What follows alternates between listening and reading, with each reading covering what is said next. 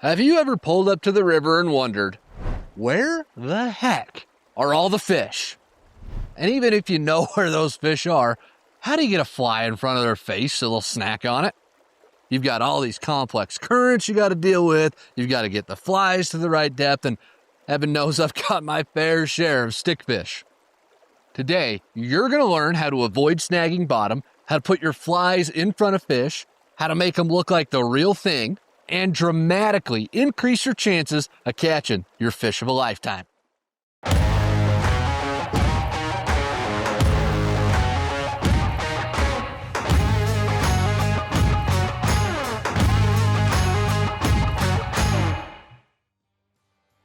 There are two key things you've got to remember if you want to consistently and successfully catch fish on nymphs. You've got to get your flies in the right kind of water, and you've got to get them to the right depth.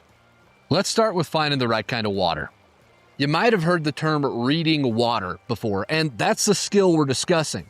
All it means is that you're able to look at a piece of water and identify places where fish are likely to hang out. In our case, we're looking for water that's moving at about walking speed, and if you want to get all sciencey about it and smart and high IQ, that's water that's moving about 1 to 2 feet per second. Fish are most commonly found in this kind of water because they want to expend the least amount of energy for the most amount of food possible. It's the reason you put up with going to Golden Corral. Yeah, the food ain't great, but you can stuff your face with all of it. Now, I'm going to don my scientist cap for a minute and tell you the reason fish hold in this kind of water is because it has a ton of aquatic insects. It's the right speed to create enough oxygen for aquatic insects to thrive, and that is really why fish love this kind of water. All right, enough science. This walking speed water most commonly shows up in riffles, runs, and pockets. Now, you've probably heard those terms before, but let's define them to make sure we're all on the same page. Riffles are shallow, quick-moving pieces of water. Fish generally hold in riffles from mid-spring through early fall when aquatic insect activity is at its peak. During winter, you won't often find fish in riffles. Runs are a bit deeper than riffles without that classic surface disturbance that you see in a riffle. Fish tend to hang out in runs year-round. Pockets are formed when there's an obstruction in the river, often a rock. This forces all the water around the obstruction, which creates a pocket of calm water right behind it. Fish hang out in pockets from spring through fall, though summer is often the best time to fish pocket water. Now, if it sounds like I just shouted Greek at you and you got no clue what I'm talking about with riffles and pockets and runs, then I want to draw your attention to one thing that connects all those different types of water, and that's called a seam. Seams happen when you get fast water meeting slow water.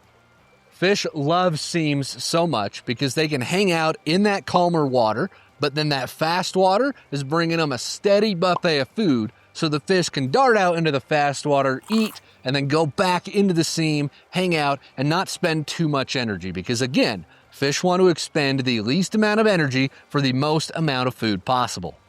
Now that you've got all this information, we're ready to move on to the second part of successfully nymphing, and that is getting your flies to the right depth.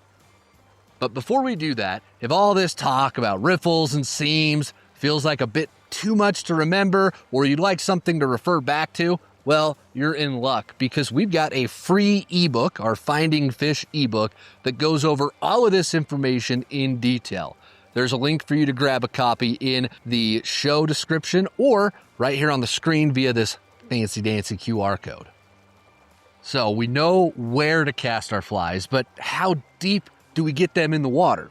Well, we've done some painstaking research. Alex traveled to the wilds of Kamchatka. I went down to Antarctica. We scuba dived multiple rivers. We put this stuff through our analyzer, and what we came up with is this fancy-dancy concept called the strike zone. Disclaimer, we did not come up with the strike zone, but I like my version of history better. The strike zone just refers to where in the water column vertically the fish are hanging out and eating at any given time. So if the fish are up eating dry flies and having a great time, the strike zone is going to be that top third of the water column. They're looking up and actively eating very high in the water column.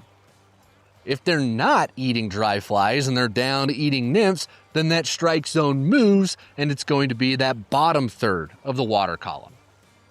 When we're nymphing, our strike zone is generally going to be that bottom third of the water column, so that's what we're going to be referring to when we say strike zone for the rest of this video.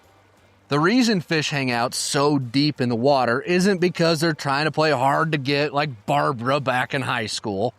No, they're hanging out down there because the water's moving a little bit slower at the bottom of the river compared to up on the surface. The riverbed causes a lot of friction, which means the water down on the bottom is going to be moving slower than any of the water up on the surface. Since that water lower down is moving slower, fish have to expend less energy to eat, so that's why they're going to hang out there. You have a few different options to get your flies down deep, but the two that we're going to focus on are the simplest and, in our opinion, the most effective. The first option is to use big, heavy flies tied with beads. Tungsten is the best because it sinks a lot quicker than brass. The second is to use split shot. Big heavy flies or split shot is how you sink your flies. You control the depth with your strike indicator, and we're going to dive into that more in just a minute. Of those two options for getting my flies down deep, I personally prefer to just use heavy flies. I don't like putting split shot on my leader because it's kind of a pain in the butt to cast and you lose a bit of sensitivity so you don't feel every single bite. Sometimes though, it's unavoidable and you have to use split shot because the water is so fast and so deep that that's the only real way to get those flies deep enough. So you know you've got to get your flies down deep. They need to be in that strike zone, the bottom third of the water column. But that strike zone is going to be a different depth if you're fishing in a hole that's 5 feet deep versus one that's 3 feet deep. And as nice as it would be if every hole on the river was a uniform depth and we could just set our rig and forget it all day, that's not the case. So you've got to remember a little acronym we came up with here, ABA, always be adjusting.